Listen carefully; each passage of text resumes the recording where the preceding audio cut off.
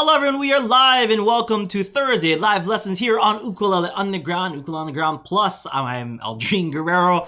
Joining me today is Mr. Mike Odo, Professor Mike. Yeah, hi guys. Mike, the guru, the music guru here at Ukulele Underground. He is going to be answering more questions. Aaron is out once again for the week. He is doing his 50-mile marathon this weekend over in NorCal. So. Every time you say that, I Doesn't your legs just my tense legs up, hurt. Like... I sweat. Also, as usual, we have Kahai, the legend for Say what's up, Kahai. What's up? So, the three of us are going to be answering any and all of your questions that come throughout our way throughout the week. So, let's just get started, and we'll pick back up where we left off last week. You were talking about what was it, Kahai? You wanted to ask this question, right? Oh, yeah, key centers. I think we briefly talked about it, and we talked about how it might be helpful for improvising, right? Right. But we never went into. I don't think we really went into what they are and Right. how you find them and stuff. So, what are key centers, and how do you find them, and how do you use them? So the easiest explanation of what a key center is when you have several sets of chords. Okay. And you have the notes that are common to those chords. That usually forms a scale of some kind, and that's like the key center. Okay. So the example we're going to use. Oh, so I wrote this up in advance because all you audio podcast listeners, we're sorry. Guys. This is a visual thing on our whiteboard. He's written down. What do you got here? Like notes. I got notes and letters and all sorts of cool stuff to go with it. There's hieroglyphic characters. What are these? For those of you on audio, I drew a picture of a beautiful bird too. Sorry. Yeah, exactly. There we go. So what I have here first is on this line, it's a C scale. Okay. C is where lots of us start because it is the easiest scale. It's no sharps, no flats. The C chord is oftentimes the first chord we learn on the ukulele because it is one of the easiest ones. So the notes of the C scale are C, D, E, F, G, A, B, C. All right. Now, for any of you who have wondered how do we make chords or why do we make chords, last time we talked about taking certain scale degrees. So underneath that, I put 1, 2, 3, 4, 5, 6, 7, 8. And it's just to show the different scale degrees. So C is 1, D is 2, E is 3, and so on and so on. And what you do to make a chord, the basic one is you take the 1, the 3, and the 5. So, and that would be C, an E, and a G. And then if you see on the chart going upwards, I did C, E, and G. So C, E, and G would be a C chord. And the 1 chord in the key of C. So all right? C, E, G, C. We have E and G. And that makes your basic chords. Now, you can mess around with this all you want and put the notes in different orders. Those are called inversions. All right? It does change the way you hear the chord, but in the end, it is still the same chord because you're still using just those same 3 notes. So you're rearranging them, right? But you're not necessarily just you're playing like, oh, you're going to play C, E, G, then you're going to play E, G, C. It has to be E, G, and the C above that, right? Right. So when you do these type of inversions, you're thinking 1, 3, and 5. So then it'd be 3, 5, and 1 and on the top. Technically, yeah. And then 5 and 1 and 3. Okay. Okay? Yeah, so for those of you folks that got getting a little bit confused, let's just say 8. So it'll be like 1, 3, 5, then 3, 5, 8, which would be this still be the C. Yeah, because if you're gonna play that 1, it'll just be the same exact 1, 3, 5. Right. So keep that in mind too. 1 and 8 in these scales are the same note. Yeah. Just separated by an octave. Okay. So I've constructed this C, E, G, and then what you're going to do is you do the same thing, basically stacking every other note in the key on top of each note. So when we come to D, skip 2 notes, that's an F. Skip 2 more, that's an A. It's D, F, A. And that's the second chord, that's a D chord, D minor chord. There you go. Now the thing you may ask is, why is it a D minor chord? Because in the key of C, there's no sharps and no flats. Okay? And every chord you build off of this is going to use that key signature. Yeah. Okay, so if you know what a D chord sounds like, there's an F sharp in the middle. D, all right? There's no F sharp in the key of C, which is why we don't use it. Okay, so the next one, number 3, an E, G, B, which is an E minor. Mm-hmm. So E, E, G, Mm-hmm. E, G, B. Mm-hmm. The 4th chord is an F, A, C, and that's just a standard F chord. Okay, so F, A, C. Mm-hmm. Next, we have G, B, and D, which is the 5 chord. So G, B, and D. I have to play the inversion for that one. Okay. Next one up is an A, a C, and an E, which is an A minor chord, and that's number 6. So A, a C, and an E. Yep. The last one is B, D, and F, and that would be a B half diminished chord. Ooh, okay, B, D natural, and F. And that's a B half diminished chord. That's B. He's too busy reading the music. That's what happens. I'm thinking this top string was an A. I'm like, okay, this is D. That's a D minor. So each of these is a specific chord in that key. So when I say things like, you've probably heard someone say, play a 1-4-5 or play a 2-5-1 or something like that. And that's basically what they say. If they say a 1-4-5, they mean play C, then an F, then a G, and then back to C. All right? So whenever you hear that, that's what they're talking about. They're saying play the chord that's built off of the first note, the chord that's built off of the second note, and then the chord that's built off of the third note. The other incredibly popular one is a 2-5-1, in which you play D minor, then G, and then back to C. For most people in today's day and era, I usually refer to that as a Sunday morning progression, because it's the way you'd hear it the most. Exactly. Now, keep in mind that progression has been used in literally thousands of songs. So it's one of those things where as you learn to hear these things, you will start to hear them more and more in music you already know.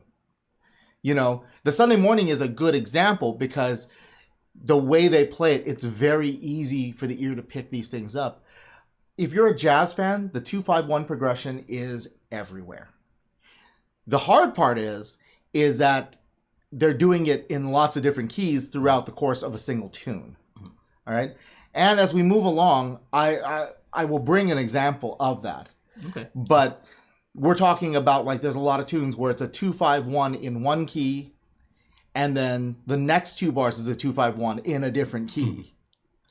Okay? Which has to do kind of with the key center thing that we were talking about. But we're doing it in a simplified version for you guys today. And so when we say key centers, we're basically saying, look at the chords you're using. What are the notes that coincide? Use those. And whatever scale comes out of that is a scale that will work over everything. Now, in this key of C, it is actually pretty easy. I have to stretch for that. Okay. So let's just say C and the F and the G. Okay. All right. Those are the 3 chords you're going to use. Very simple chord progression. Everybody does use it. Okay. So if we take exactly, twist and shout, or anything rock and roll. So the C scale, C, D, E, F, G, A, B, C. Now this is part of where we touched on last week with that really poorly drawn one I did. This is why I did it in advance this time. And then F, which is F, G, A, B, C, D, E, F. And the G, which is G, A, B, C, D, E, F, G. Now, if you look, you'll realize that all 3 of those scales have the same notes in them. Hence, the key center of the song is C. C. All right? Now, what does that mean for you? What it means for you is that as you're learning how to improv, it really is difficult to switch chords and switch keys and what scale goes with this chord. And it's really tough to do that on the fly. You know, it takes time. Which is why, as any good teacher would tell you, this is why you practice. Well, the way that we've taught it here at Ukulele Underground, we've kind of told them that, you know, in the chord family, the 3 majors and the 3 minors to that chord family are quite unique to that key. So C, F, G, you're not going to find those 3 major chords in any other key but the key of C. Okay. But, for example, C and F can be found in, you know, in the key of F. If you have, say, like a B flat, so C, F, and B flat will be the key of F. So that'll be the key center of that. But, you know, these 3 cannot be found in any other key other than the C major. Yeah. And that and the real advantage of that is, what that means is there are clues. Yeah. There are clues for you to see when you think about these chords. You know, you can almost sometimes figure out what key the song is in by looking at what chords that are in it. You know, because sometimes songs don't necessarily start on the 1 chord. No. There's a lot of chords that start on the 2-5-1. Yeah. Sunday Morning doesn't start on the 1 chord. It starts on the minor 2. So that's a really important thing to remember, because that helps give you clues to figure out songs. As we all want to do, sometimes we hear a song on the radio and we want to sit down. We want to figure it out. Like, how do you play that song? No. Exactly. How do you play that? What is that? Well, if you can figure out just a few chords in it by playing along, if you look at what there is, it'll tell you, like, okay, well, I see this chord and I see this chord, which means, oh, okay, here are my most likely candidates for what key the song is in, because I won't find this chord somewhere else. You know, another example, let's see. No, that one would be different. Can I Sure. well, can I bring up something? Like, Sure. So actually, like a lot of our students, that's like the misconception that they have, right? Like when they first start learning about scales and how there can be like a F major scale and an F minor scale. Right. Then they go like, oh, so that means that every time the F major chord is played, like if I want to, it's in the key of F. Like I'm gonna play the F major scale over it, right?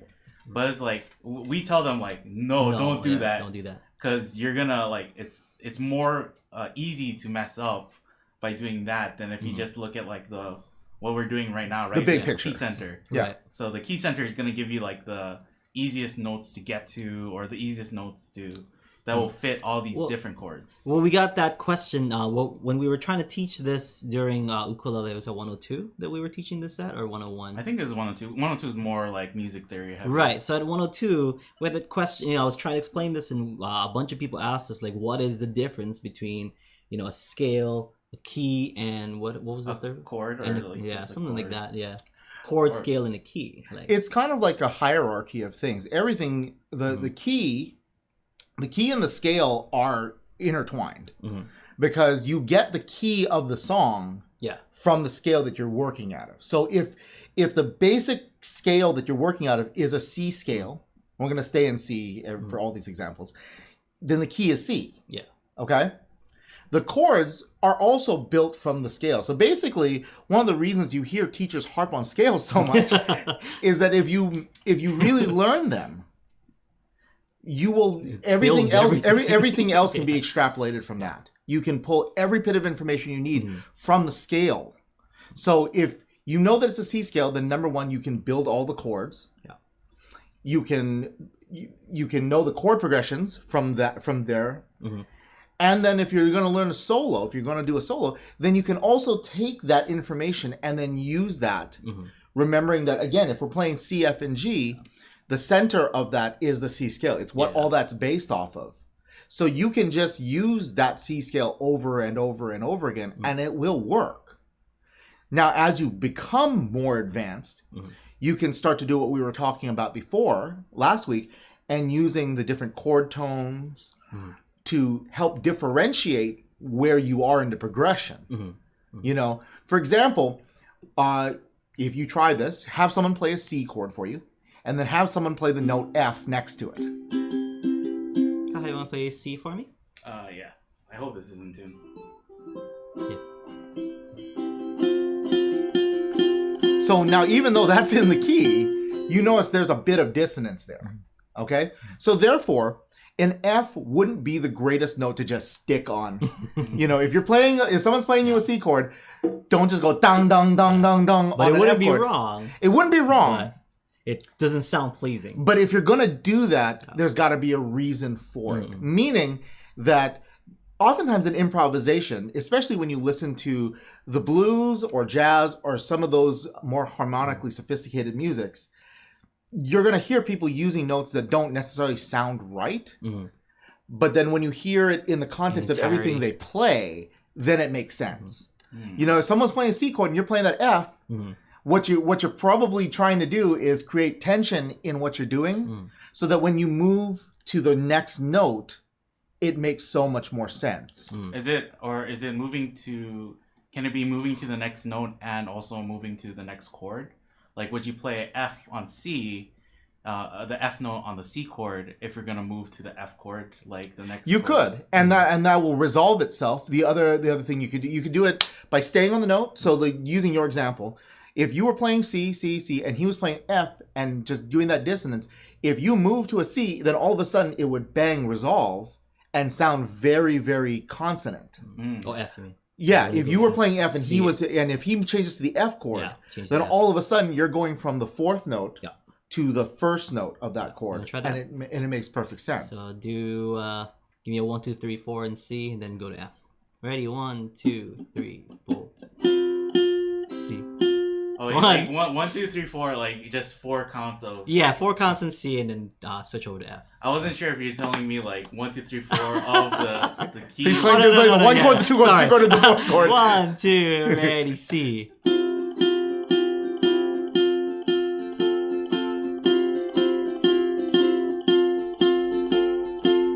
So you see how that one note against those two chords can sound drastically different, even though we're in the right key. So as you progress beyond these key centers, then you can start to outline individual chords with the notes you play. But that does take a lot of time and practice. Yeah. And it's one of those things where if you're going to do that, you really have to kind of practice to the point where it becomes like automatic. You know what I mean? Practice slow, really start getting it, but after a while, it will sort of become automatic. You'll hear it, and your hands will just do it. I mean, it's not like you're thinking like, oh, I gotta wait for that G, and then I gotta switch to the F, and then I'm gonna play that E note, right? Like if you're improvising and stuff. Yeah. It's Let's like, put it this way: at the beginning, it's probably a lot like that, because I remember sitting in jazz improv class in college and working on my assignments, and yes, there was a lot of that. Matter of fact, as a bass player, it was the same thing. As a jazz bass player, I had to think of within 4 notes how to outline the chord I was supposed to be playing, and also lead myself into the next chord. Okay, and if you only have 4 beats to do it, that can be challenging. Tricky. It can be tricky, and so that's why you gotta know those scales and chords so well. And that was what my teachers, my bass teacher and my saxophone teacher and my theory and jazz improv teacher, they all kind of harped on this. Learn those scales and chords, make them automatic. A big help is learn to sing them. I realize that some of you out there might immediately be saying, I don't sing. Yeah. That's why I play ukulele. And there's nothing saying that you got to be like the next Pavarotti to do this, right? But one of the things that I teach in music theory is that if you can't sing these scales, doesn't even matter if you sound great or not. You can start like Harvey Firestein in Hairspray, and he can still sing all these. And the thing is that once you do it, it puts the sound of it in your head. I think the equivalent that we do here is like we tell people sing the rhythm. So like down, down, up, down, up. And we get that a lot where it's like people are like, oh, I don't want to do that though. Like it sounds dumb or something. But it helps you like get that rhythm stuck in your head. Absolutely. More if you say down, down, up, down, instead of just trying to go. Oh no, absolutely. I completely agree. That the one thing for those of you out there, first of all, if you're in a practice room by yourself, then who cares? Because nobody else is hearing you. Pavarotti or not, we can't all be Kahai Fergan. Exactly, that's what I'm saying. I don't have Aaron the Voice Nakamura here to sing all these examples for me. So you just gotta do it the way we gotta do it, man. But what it does is it really imprints that sound, that rhythm, that scale in your head.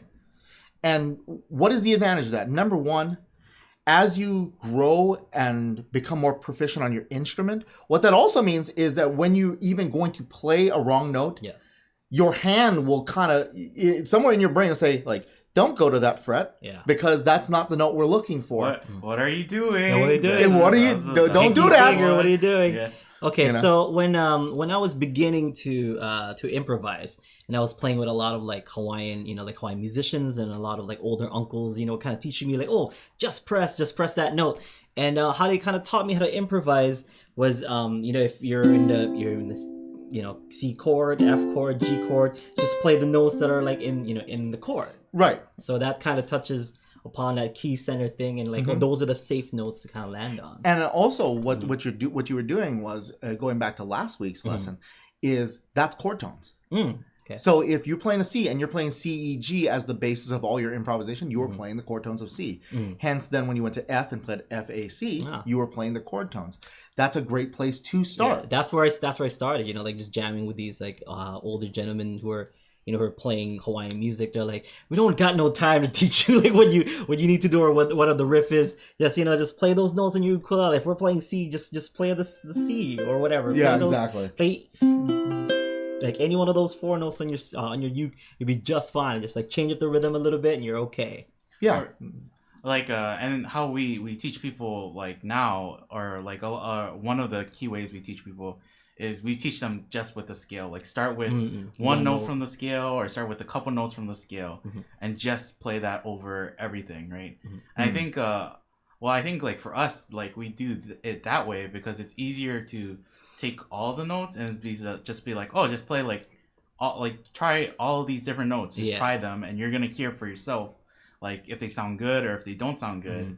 And I think like from there you narrow down the notes to have better intention like when you're improvising, right? Like so, and we try to like focus on melody, like getting a melody line out of it, or trying to like really say something while you're playing, right?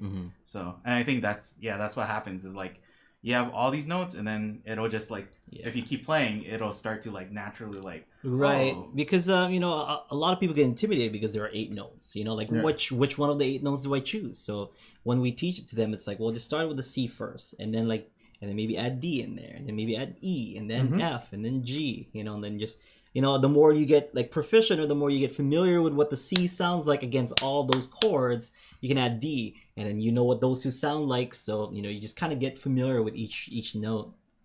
That's a great way. That's a great way to do it. I think before like we move away from key centers, like or like I figure like we'll probably jump into something else pretty soon. So what you're saying earlier though is like that. For that one, it's pretty easy if the chords are like in the key and it's all straightforward and everything. Right.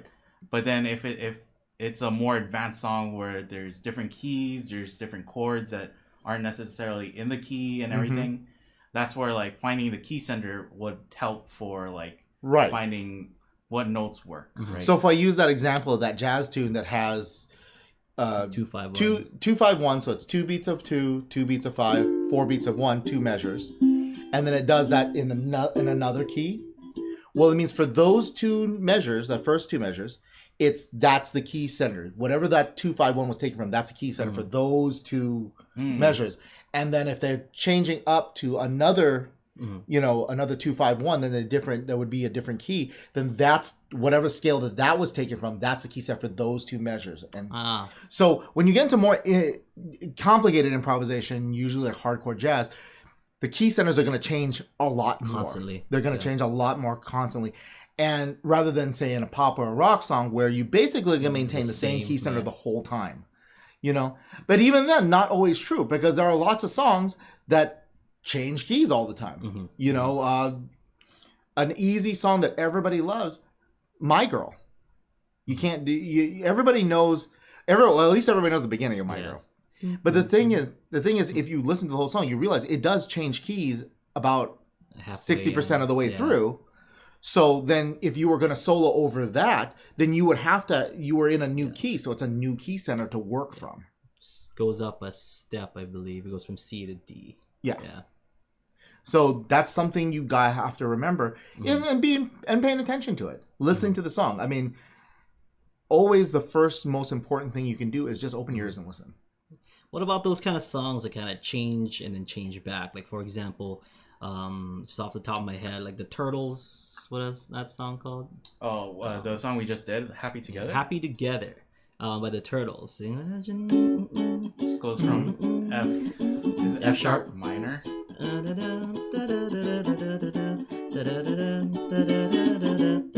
it goes to F sharp major.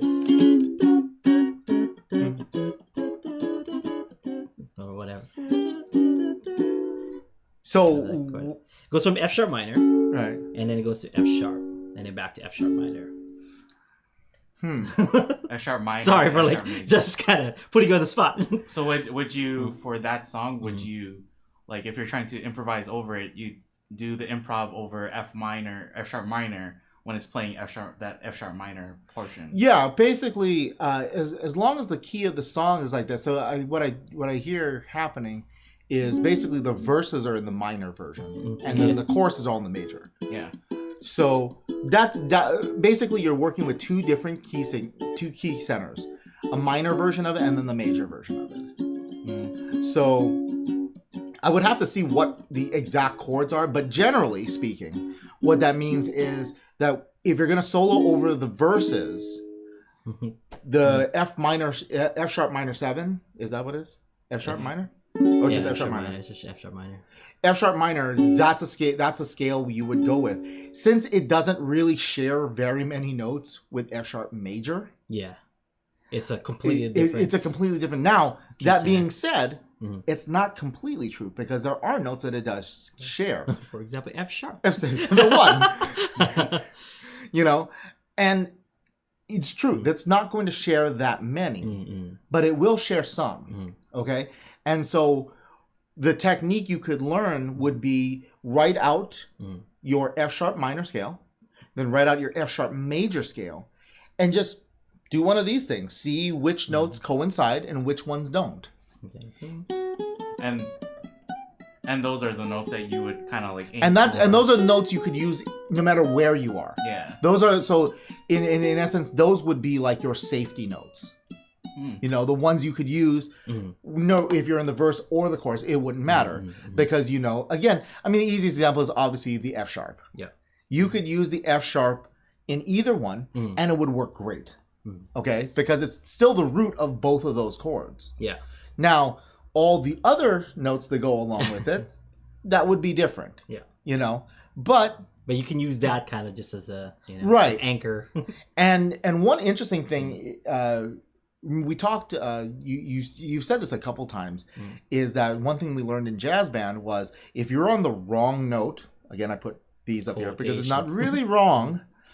But if you're playing a note that's not necessarily the in the key and you want to use, go up or down a half step, and you are probably up or down a fret. You're in the right. You're gonna probably end up in the right place. Just slide it, make like you're because no. An interesting thing is because you are basically using the major and the minor version of the same scale. Passing up chromatically. There's a big word. Meaning just play. If I say chromatically, it just means you play every note along the way. You know, kind of if you just went dong dong dong dong dong dong. Yeah. So it's not like we're talking about some super difficult concept. Chromatic. There's two words for that. Diatonic, which means the scale itself. Hence, you leave out the notes that aren't in the scale. So, like when he plays a C scale, that's diatonic. And if he just plays every note between C and C, that's chromatic. It's a pretty simple. It's a pretty simple one. But knowing how to use the chromatics also helps a lot because if you are in the wrong place, the truth is, just slide it. Go up or down chromatically. You're fine. Also, the truth is, as a safety like life preserver technique, if you are just lost, and you use a lot of chromatic notes, people won't know the difference. Oh, just saying. I've done that many times. Yeah. I think like we talked about like when you're doing that kind of stuff, the biggest thing or the thing that will sound most jarring is if you hit a wrong note and you just like stay. or like you freeze up, you tense up, and it's like people can hear that. And it kind of see you. Well, if not, if you hit it and then you like move it, it sounds like it resolved. Like it exactly. was just a passing thing. That's very much like what we were doing with the C and the F over the C chord, going to the F chord. Mm-hmm. If he was trying to create something jarring, playing that F over that C would have created that. And then when you transfer it over to the F, it's like that's what he was doing. You know. Yeah. It's a wonderful thing of our ears that we're always looking for that resolution. So if somehow you give it to them, it doesn't matter how you got there. People's ears will just be like, oh, okay, you know. So like that, like if you're in F sharp minor, see like that, and then if you're gonna go up to the F sharp, so say we're doing an improv in F sharp minor, then we want to go to the F sharp.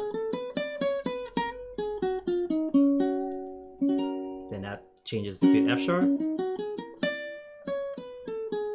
Yeah. That leads us back to the F sharp minor. By the way, just to tie this into something, if you are going from a major version of a chord to a minor version of a chord, that is when you can use a melodic minor scale. For those of you who were tuning in last week. Oh, what? Well, I was gonna mention this. The way that they go from F sharp minor to the F sharp is that C sharp, because they share the same 5 chord. So they use that same, that chord in that chord family that they both share. And then from there they'll go. Exactly. I didn't notice that, but it does. It feels like it's resolving. It's resolving back to like normal thing. Right, because the 5 chord is basically gonna be the same in most of the major to the minor keys. So the 5 chord is always that chord that wants to go somewhere and resolve. So to the people's ears, it actually doesn't matter which one you go to, because both of them will still feel more set and resolved than staying on the 5 chord. So you're good either way. Yeah. So that's a little fun fact. Yep. Do you wanna? I don't know if you wanna try and show them like when you play a wrong note and then you resolve to a right note, like just show them what. Oh, so that's what I was trying to do. So I'm like, or like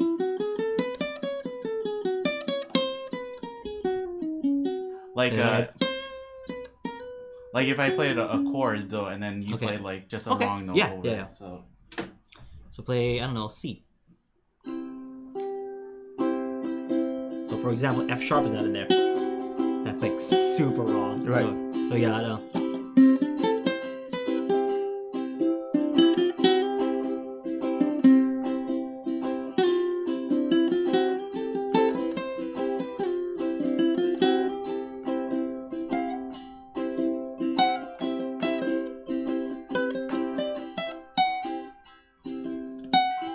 See, like I'm going from that F sharp, correcting it to the G. Right. Yeah. And that's a good example of the go up or down a half step, and you are going to be in the right place. And it actually sounds cooler. Yeah. Because there was that bit of tension that you had that was automatically correcting itself. That's what you're doing right now too with like the bends and stuff, right? It's like you can play the. So you're kind of. You're bending it out of place and then bending it back in. And back. It's almost like he's doing what we said in reverse. He's starting on the right note. Going up or down a half step. Yeah, and then another half incorrect, step. And then going back. Yeah. So that it actually makes sense. So I always tell people, like, whenever they see me do like fancy schmancy things, like if you know music theory and you see that happening, you're like, oh, it's just this. Like that's just all they're really doing. And when that's what I think every time I see it. When I was like starting to play the ukulele, I was watching Hot Hawaiian Nights with Pure Heart. I didn't say it. I didn't say it. With Pure Heart, and their ukulele player was. Wait, who was the ukulele player for Pure Heart? I forgot. James Shimizu. Oh, okay. Try not to say the word of the day. you know what actually that reminds me, because you know what one of my favorite shows was when I was a kid. It was a crime show. It was called Jake and the Fat Man. Jake? Jake. The Fat Man? Yeah, Jake and the Fat Man. Oh. That delayed reaction was awesome. You know, whenever he was playing, I was just kind of like, you know, I was very mesmerized. I'm like, oh man, what is he doing there? Like, there's some amazing stuff. But the more like, you know, I studied under Mr. McIntosh and then like went to, you know, college band, and I would learn all these, you know, music theory kind of tricks and whatnot. I'm like, I know exactly what he's doing now. You know, it's just, he's just doing this. Or like whenever he did that, I'm like, those are just like octaves that he's playing together, and it just sounds fancy. And yep. Yeah, it's really and cool. The whole octaves thing, you know, there have been guys doing that. It's one of those reasons that, again, listen. Yeah. Listen around. Same note. Yeah. Same I mean, note. a lot, you know, like Aldrine and I are both wrestling fans. And a lot of times they'll say in wrestling, there's nothing new. It's all been done before, just in different things. Music, there's a lot of, you'd be surprised at how many things that people find to be like, innovative in music that somebody did like 50 years ago. You know what I mean? And the person that you're listening to now, listen to them and was like, oh my gosh, that's amazing technique. That's Wes Montgomery. Exactly. That's the guy saying Wes Montgomery. Wes Montgomery, man. Because he was a jazz guitarist and he was really known for his lines that use octaves on his guitar. He was also known for the fact that somehow he was able to do all these really complicated jazz chords and octaves with just his thumb. I was telling Kahai about Wes Montgomery. How it's like more of a thumb kind of. Yeah, how he does it like that. It's because he was like trying to practice at nighttime. He didn't want to bother people. Yeah. So he's like, he was trying to practice with that. Yeah, specifically his kids. Yeah. He put his kids to bed and didn't want to wake them up. So he had his big, you know, hollow body Gibson L5. Yeah. And he just started playing with the thumb. And he got so good. At it. That's just how he did it all the time. I mean, like and cool. that's kind of like synonymous with jazz tone now with guitars, right? Yeah. It's like he had a lot to do with it, yeah. Like you don't want that like more harsh tone. You want like something that's kind of like more muffled or like a little more mellow. Yeah. So speaking of you know, of jazz tones, that's a great segue to our okay. So this is this is an Ipus, is a Hawaiian instrument. No, because I wanted to talk about this before Kahai brought it home, because he brought this 2 weeks ago. Like we talked about the Ipus, and I know we're almost right there in time, so just like I wanted to kind of bring this up before then. Can you tell us a little bit more about this, Mr. Music Teacher? Oh, okay. This is an Ipus. It's an Ipus. It's brown. It's made out of a gourd. So instead of eating it, they kind of hollowed it out and left it out in the sun to just dry. Like most indigenous ethnic percussion instruments, one thing a lot of people don't realize about Hawaiian music is that the origins of what we think of as Hawaiian music is not diatonic type music. Okay, so the idea of, you know, the happy chalangalang Hawaiian music that we all think of when people think of Hawaiian music, not traditional. That showed up with the missionaries. Yeah. Okay, because the missionaries were Western trained musicians, and most of them from Europe. So most of them played the piano or played the guitar or something of that nature. Or cavaquinho. That came a little later. Anyway, so if you listen to old school Hawaiian music, it's actually just chanting and percussion. So can you they asked if I could do this. Oh. Can you get one of those rolls? No, because I'm not good at that. The Hawaiian music that I play is the later kind. This is not something I work with. Well, beatbox Hawaiian music. I mean, this really is kind of one of the original beatboxes. Yeah. You know. But so if you hear Hawaiian music and you hear like the chanting and the drums, the big skinhead drum, which is called pahu, and the Ipus, these are pretty much the two main rhythm producers of ancient Hawaiian music. And then it was mostly chanting over the top of it. Oh, see, he's got it. I don't even know why he asked me to do it. And we're talking about how that later transitioned into like ukulele music with strumming and stuff, where it's like you can kind of hear the strumming rhythm that comes from these drums. Oh yeah, absolutely. I mean, because we got that. Yeah,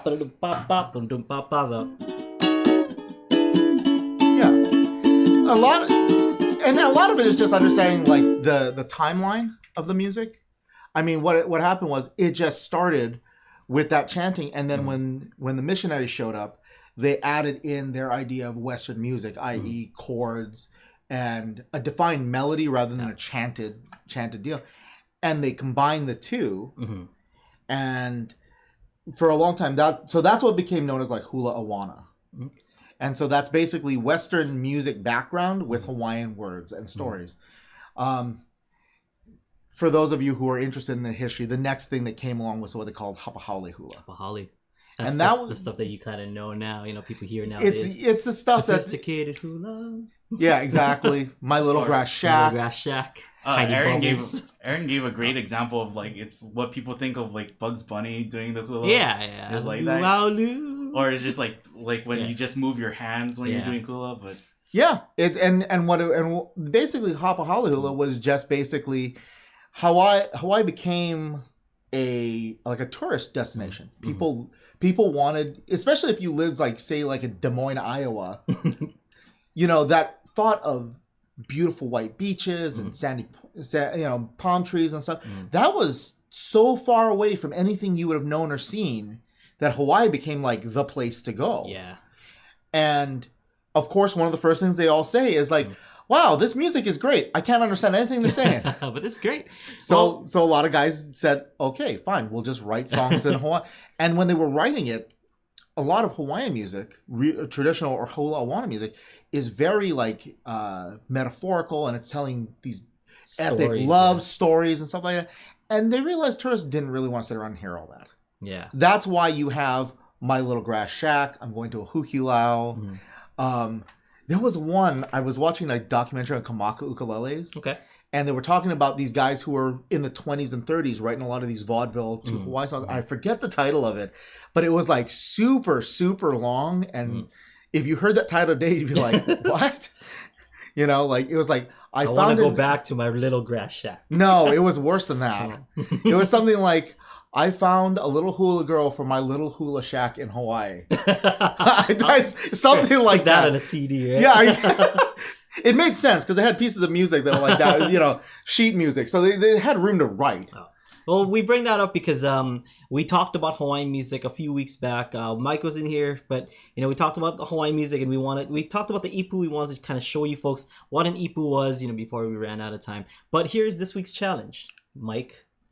What does that have to do with jazz? What does the ipu have to do with jazz? Yeah, tie it in somehow. Okay. Yeah, tie it in somehow. Let's see. Let's see where you go with this. Okay.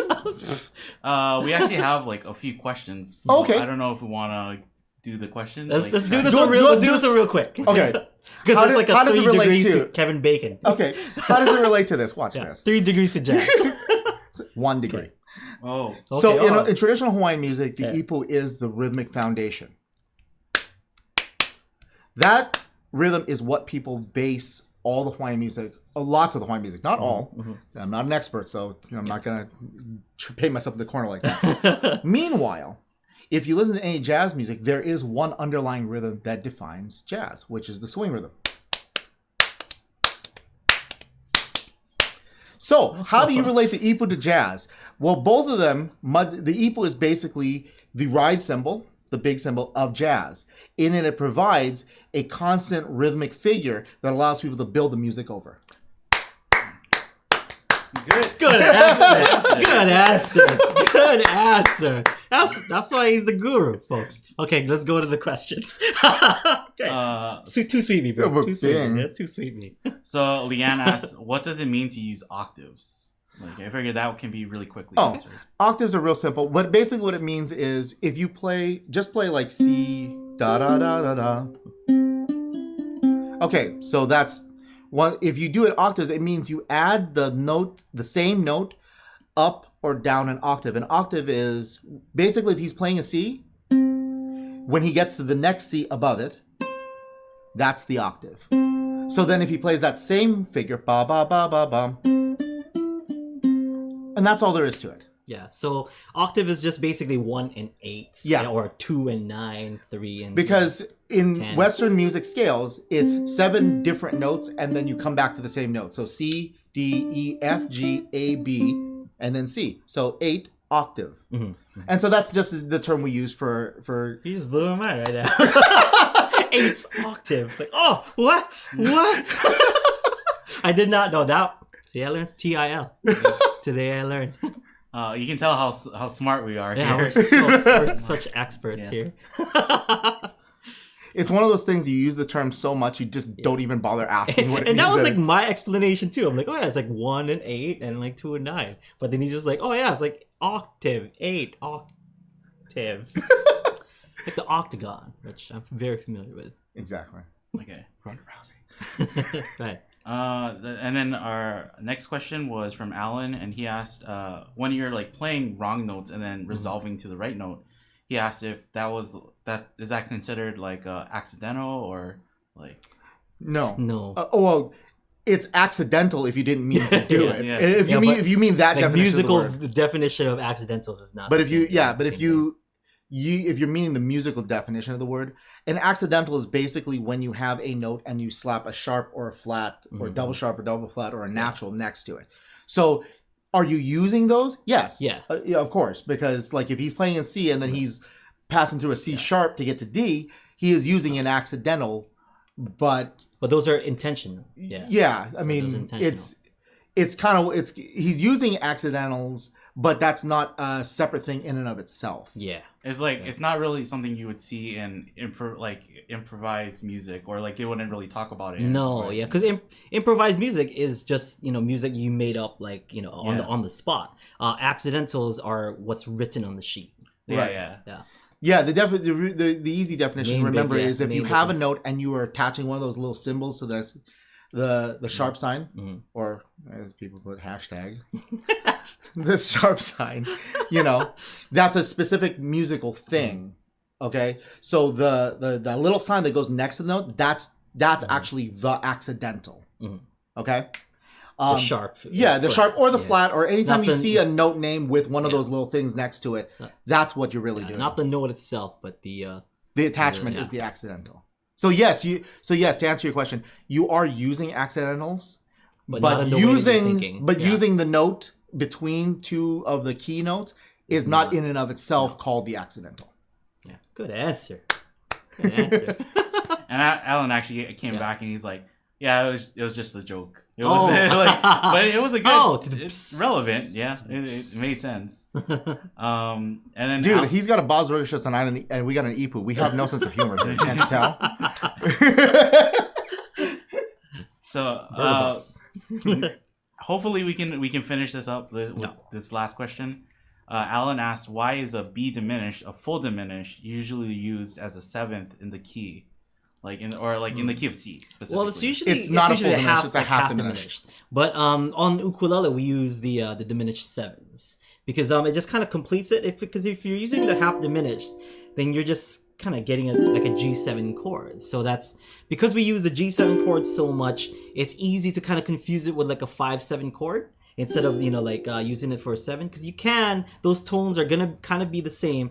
But if you add the diminished 7, which would be that that G sharp or A flat. Sorry, A flat would be the A flat in there. Then that becomes a diminished 7, which gives it more that diminished sound. So when you're using it in ukulele, adding the diminished 7 makes it more not dominant, but like in a way Prominent. Prominent, What you're yeah, using, prominent. Yeah. an explanation for that would be by using more of the chord tones. Yeah. You are defining more of the chordedness of Yeah. itself. This is one of those things that if you have certain chords that share certain notes, sometimes depending on the order you put them in, it's hard to discern. Mm-hmm. For instance, The- an A minor chord and a C chord both have two of the same notes that they share. Mhm. So what do? It's it can be easy to lose your way between the two. Yeah. The theoretical answer to your question, by the way, is that why is it a half diminished seventh? Well, simple. When you start at B and you go to B and you have no sharps and no flats, Mhm. it is neither minor nor major nor dominant 7. When you do that and then take the first note, third note, and the fifth note out of that, that particular combination of notes, that It's a interval house from the B to the D to the F, makes it a half diminished chord. Mm-hmm. Yeah, so I wouldn't say it's like exclusive to ukulele, but the ukulele tones when you're playing you know, when you have this, especially this re-entrant, you know, like, and you're playing that like high G and then D F B, it's gonna sound more like a G7 than it will be half diminished. That's like, and that's kind of, I mean, or like that's why, like, if you play a C chord, right, like a normal C chord, Yeah.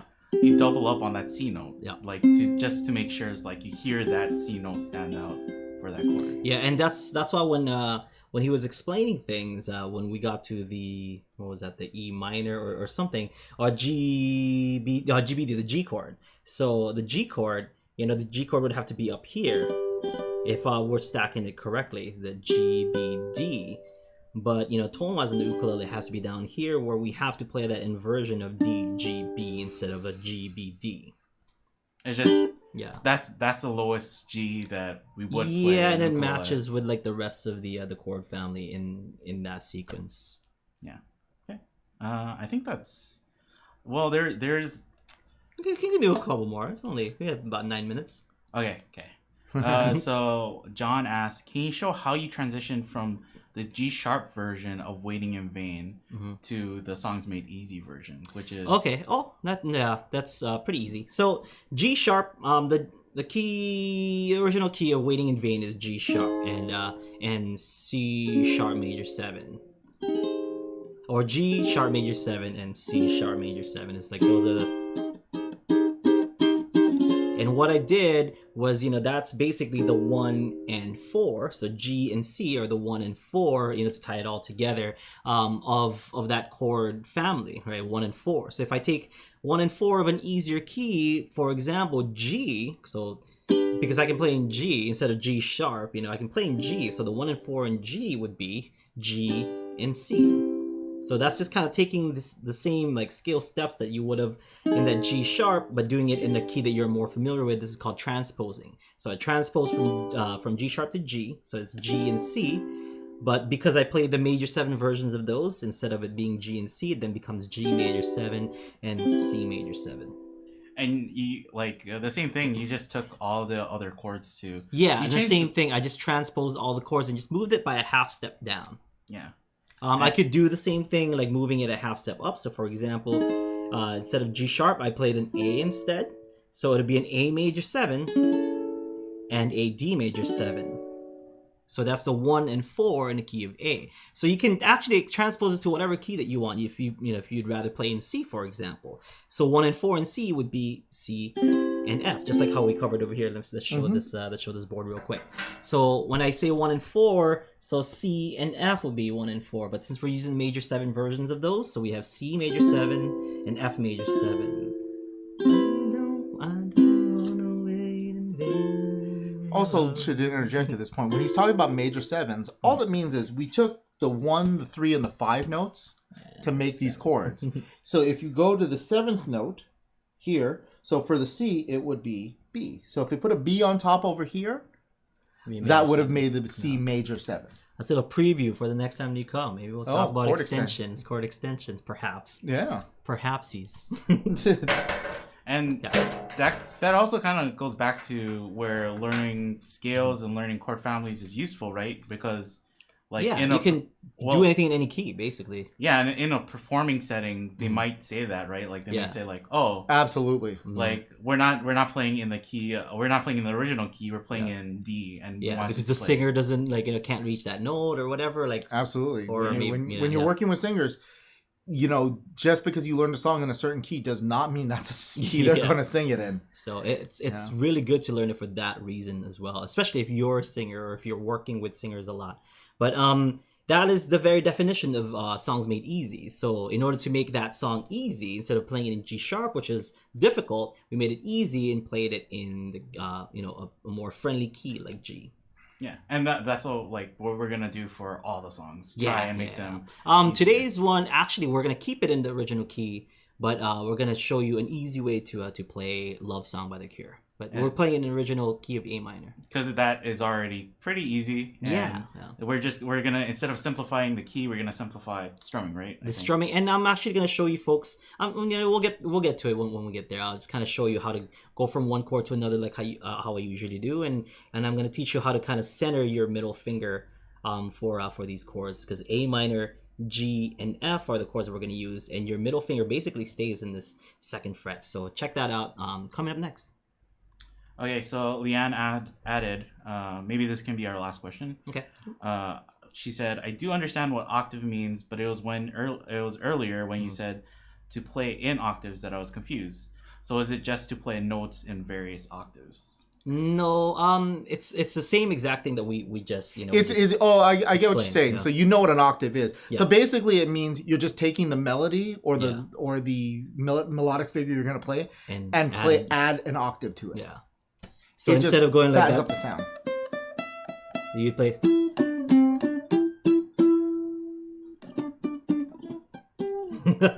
So that was like a trick that I learned when I was watching Hot Hawaiian Nights with Jake Shibabukuro. Wait, who? Oh. We might as well just bring a real air horn.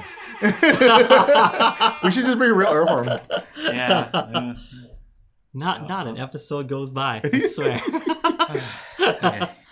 Okay, so that about wraps it up. Thank you so much, Mike, for joining us these Anytime. past couple weeks. You know, we're gonna bring him again sometime maybe next month. You know, we'll give him a little break.